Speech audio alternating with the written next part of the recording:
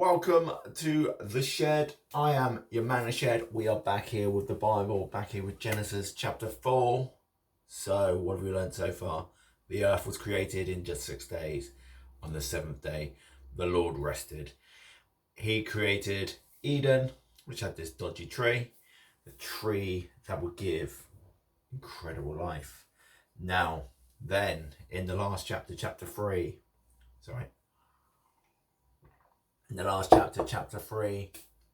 Eve made the mistake of listening to a talking serpent, because obviously snakes can talk from the past, and they ate from the forbidden tree. How dare they? Anyway, we are now moving on to chapter 4, so let's see what happens to our beloved little pair, Adam and Eve. So, now the man knew his wife, and she conceived and bore Cain, saying, I have produced a man with the help of the Lord. So does this mean God is the father of Cain? How did God help? I'm sure Cain may have been a bit more famous like Jesus if he was the son of God. My favourite, Cain, is from the WWE, but there you go, that's a different subject. Next, she bore his brother Abel. Now, Abel was the keeper of sheep, and Cain, a tiller of the ground. She's popping them out now. So, Abel is a shepherd, whereas Cain breaks up the earth. So, I guess he's a farmer. In the course of time, Cain brought to the Lord an offering of the fruit of the ground. This is superstition now. If you say place these fruits for a god, then God will make it rain, and it rains. You would believe it worked. When it doesn't, it is because you did something that upset the God. It's absolute bullshit. And Abel, for his part, brought the firstlings of his flock, their fat portions, and the Lord had regarded for Abel and his offerings. Superstition works here for Abel because something happened. You believe you're giving to the gods makes them happy. It's like me thinking I will give a sandwich to a god if it's a sunny tomorrow. When I wake up, I think it worked, but this isn't true. I could watch the weather forecast, and also today. So if we just take a look at my door, it's beautiful bright sunshine out there today, people. So I'm thinking if I make my sandwich and I leave it on the window for the Lord, tomorrow will be sunny. Well, the thing is, I'm pretty confident it's June. There's a good chance it's going to be sunny in the morning. So yeah, doesn't sell it to me. Anyway, so we've done the Abel bit. Yeah, so but for Cain and his offering, he had no regard. So Cain was very angry, and his countenance fell. Superstition again, but whether he wanted or expected didn't happen, possibly rains. As he's a farmer, remember the Bible is from North Africa and the Middle East, so it is generally dry and desert-like. Rainfall is vital for life. The Lord said to Cain, why are you angry, and why is your countenance fallen? Guess he's angry because the rain didn't fall and his crops won't grow.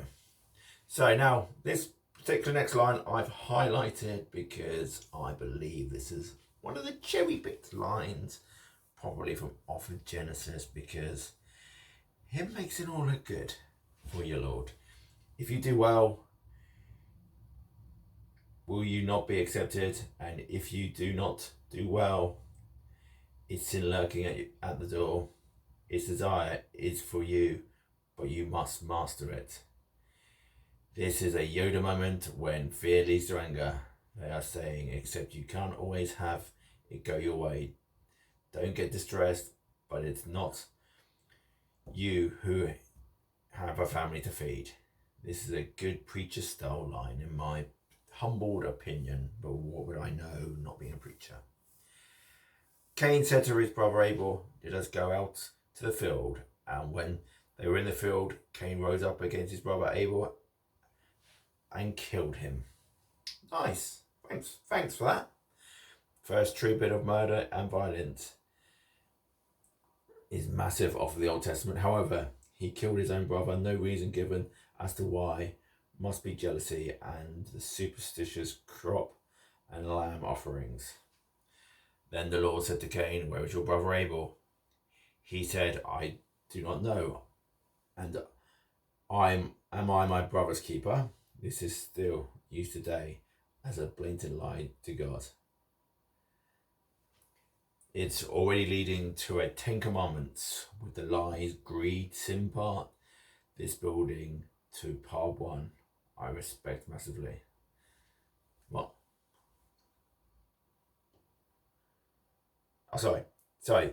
Greed, sin, parts. This building to part, I massively respect massively. What am I talking about? I don't know. Anyway, I read this a couple of weeks ago, so I'm rereading it. I'm thinking, well, what does that mean? But there you go. Never mind. We'll carry on anyway. And the Lord said, what have you done? Listen, your brother's blood is crying out to me from the ground. So now God is giving Cain a chance to admit his error again. Remember, this is all-seeing creator, so shouldn't really need to ask. But it's creative license, I guess. And now you are cursed from the ground, which has opened its mouth to receive your brother's blood from your hand. So does that mean curse on the ground? Curse is more superstitious nonsense, but this was seen as a thing from off of the past. When you till the ground, it will no longer yield to you its strength, and you will be a fugitive and a wanderer of the earth. So now your great God and has prevented Cain from being a farmer and made him a wanderer, like some kind of unwanted traveller man. Good for you, God, cursed for killing, not justifying what Cain did to Abel, but God could have been a bit more forgiving maybe. Also, you have to feel for Adam and Eve as their son has been murdered. Cain said to the Lord, my punishment is greater than I can bear. Should have thought about that first, shouldn't you, sonny? Today you have driven me away from the soil, and I shall be hidden from your face. I shall be a fugitive and a wanderer on the earth, and no one who meets me may kill me. More potential violence. Why would he be hidden from his face? Then the Lord said to him, not so. Whatever kills you, Cain will suffer a sevenfold vengeance. And the Lord put a mark on Cain so that no one who came upon him would kill him. A sevenfold vengeance. This is a pretty fucked up. What will happen next with Cain? Then Cain went away from the presence of the Lord and settled in the land of Nod, east of Eden. Why is Nod away from the Lord's presence? So again, this is the same Lord who created the heavens and the earth in 6 days. But now, somewhere on earth, and the land of Nod is away from the view of the Lord, apparently. So Cain knew his wife, and she convinced and bore Eok, and he built a city and named it Eok after his son Eok. Great for God, great God for Cain. What am I writing there? Great God for Cain. At least he did something with his life. Didn't just lose him from the story. It's a bit rich naming a city after yourself, but there you go. To Eok was born Irad, and Irad was the father of got some strange named people here. So Irad was the father of Merujal, and Merujal the father of Methuselah, and Methuselah the father of Lamp. So by my reckoning, Eok is Adam and Eve's grandson, Irak's Mirad's great, and Methuselah great. So Lamech is their fourth great-grandson. No women then. So that's 5 generations into the future in one line. Great, thanks for that. Lamech took 2 wives and named the name of one was Ada and the name of the other was Zillah. The word took as it The word took is as if Lamech owns his two wives. Is your wife your property? Yes. Adam bore Jabal. He was the ancestor to those who lived in tents and have livestock. So I guess Jabal is a nomad. His brother's name was Jabor. He was the ancestor to all of those who play the lime and pipe. The lime is a strange instrument like a small U-shaped harp with strings fixed to a crossbar, used especially in ancient Greece. Modern instruments of this type are found mainly in East Africa. And Zillah bore Tubal-Cain, who made all kinds of bronze from iron tools. The sister of Tubal-Cain was Namhaf. Okay. Tubal-Cain was a tradesman, whereas his sister Namhaf is a woman. Oh my word, they've actually named another woman in the Bible. Wow, there must be like 3 now. Can you think of them? There's Eve and Mary.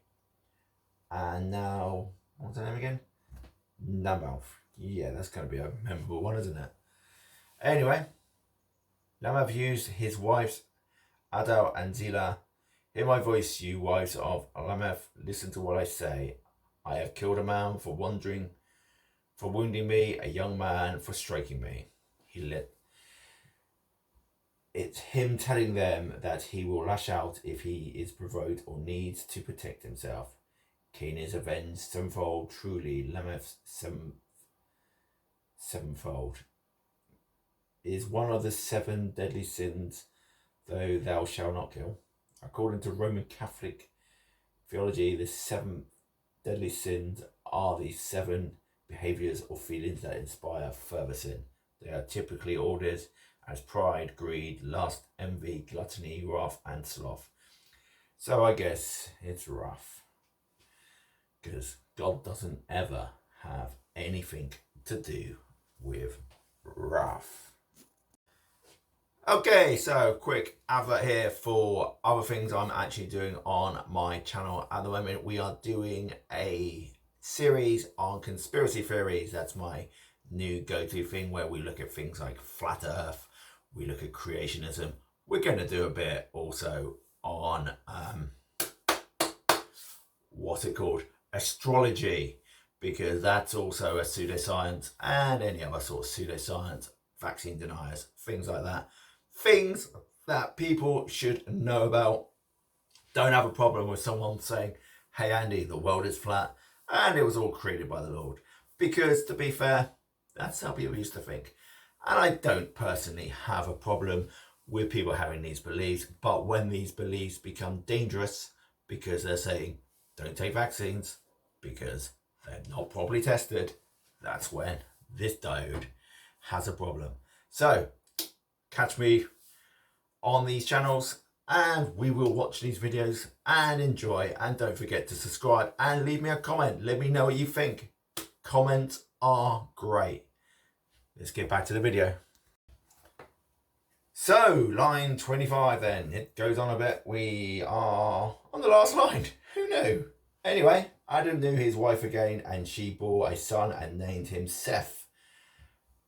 For she said, God has appointed me another child instead of Abel, because Cain killed him.